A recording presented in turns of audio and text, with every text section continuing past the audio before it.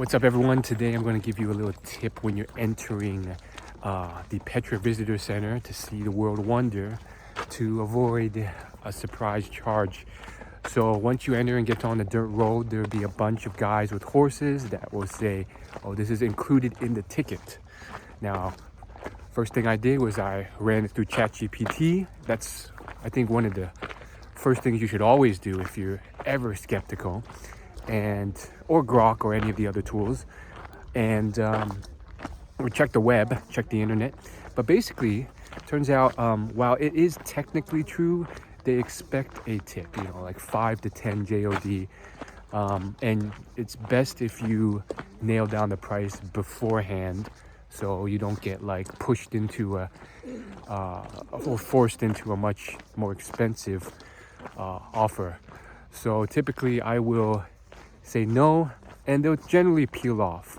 Compared to Egypt, where I was before this is not too bad. People in Egypt, oh my gosh, they were so much worse.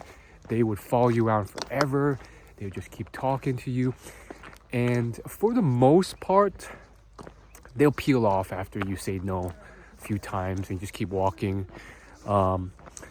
There was one little girl yesterday when I was here who just kept going, and eventually I bought something from her because I felt a bit bad, but because she's a little girl working hard. But she was relentless too. I don't think she had any shame or embarrassment as well. So just keep that in mind. It's a bright, beautiful day in Jordan. Another thing is, once you get further down past the World Wonder, most people think that's the end of it.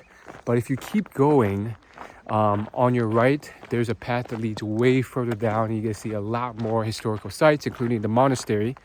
And I think most people, maybe many, miss that.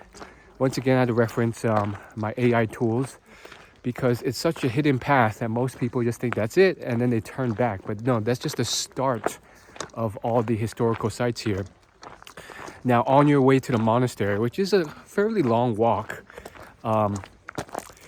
you will encounter a bunch of people now selling you on a donkey ride to the monastery. Now, this one may be more worth it because it is, let's say, a long walk. Many still say no, so don't be afraid to say no, because you'll see many will still walk it without it. But you will be asked many, many times. And so just, make up your mind, either, get the best price, no, or just keep shopping around, because there's going to be more people asking you as you keep walking. Yeah, those are my tips.